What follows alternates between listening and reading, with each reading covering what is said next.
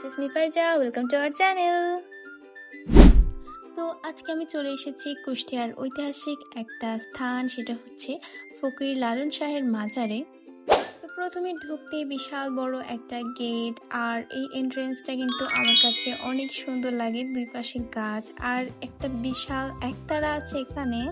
সামনে আছে একটা অডিটোরিয়াম, আর অডিটোরিয়ামের সামনে বিশাল বড় একটা ছবি। তো যেখানেই যাও না কেন এরকম বিশাল ছবি বা মূর্তি কিন্তু দেখতে পারবে। আর এখানে হচ্ছে একাডেমিক ভবন। তো টিকিট কেটে চলে গেলাম ভিতরে, আর ভিতরে যেহেতু ওয়াও, এই পেন্টিং গুলো এত সুন্দর।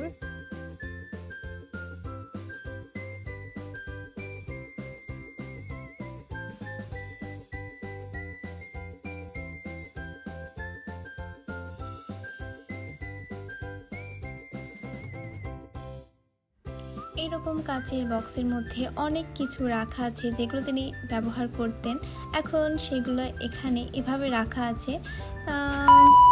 তারপর কিছুক্ষণ ঘোরাঘুরি করার পর দেখা পেলাম কিছু বিদেশির। আসলে কত সুন্দর তাই না? বিদেশিরাও আমাদের এই কালচারটা পছন্দ করে, তারাও এখানে আসে।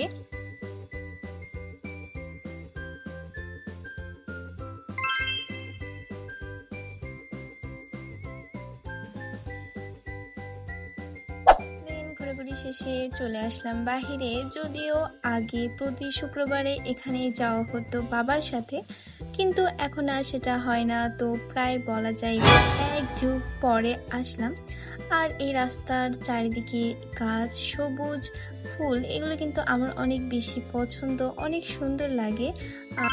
তো এখান থেকে একবার তোমাদেরকে পুরো ভিউটা দেখাই, তাহলে বুঝতে পারবা ভিতরটা আসলে কত সুন্দর। দেখো। তো তারপরে চলে গেলাম বাহিরে, আর বাহিরে কিন্তু মেইন আকর্ষণ দুই পাশের এই দোকানগুলোর বিশেষত্ব হচ্ছে কাঠের জিনিস আর মাটির তৈরি থালা বাসন। তো এখানে কিন্তু এগুলো অনেক বেশি জনপ্রিয়। তো এই দোকানগুলোতে ঘোরাঘুরি করলাম, ঘোরাঘুরি করতে করতে আরেকটা দোকান চোখে পড়লো। এখানে অনেক খাবারের জিনিস ছিল, আচার, কুষ্টিয়ার বিখ্যাত তিলে খাজা, আরো অনেক কিছু। তো এখান থেকে নিয়ে নিলাম কিছু খাওয়ার জিনিস।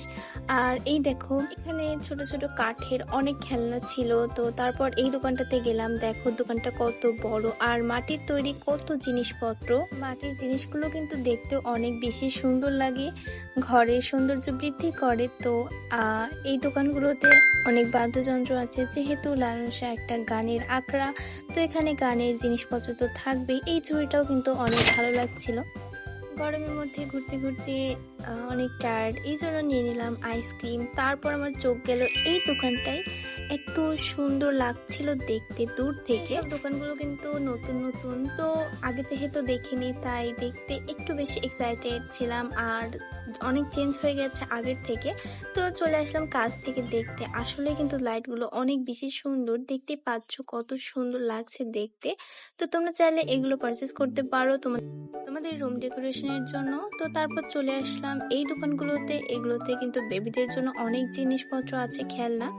আর এখানে আছে বাঁশি, ওই যে বললাম যেহেতু গানের আখড়া, তো এখানে তো এগুলো থাকবে।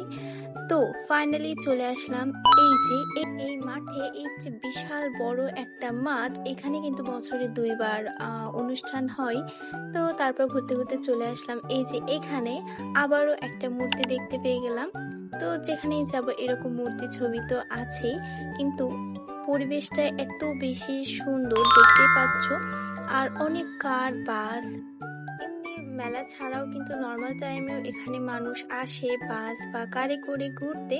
আসলে কিন্তু জায়গাটা অনেক সুন্দর আর অনেক আকর্ষণীয়।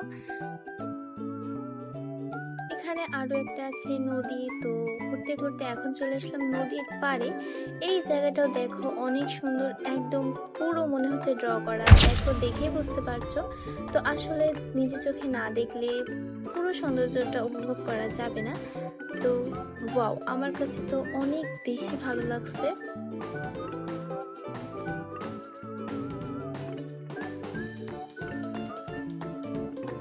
আর যত সন্ধ্যা হচ্ছিল তত মানুষের ভিড় বাড়ছিল, মনে হচ্ছিল যে আজকে হয়তো কোনো মেলা হচ্ছে, কিন্তু আসলে না, এটা একটা নর্মাল ডে ছিল। তো আজকে ভিডিওটা এই পর্যন্তই ছিল। যদি ভালো লেগে থাকে একটা লাইক দিয়ে দিও, আর দেখা হচ্ছে নেক্সট কোনো ভিডিওতে। So by.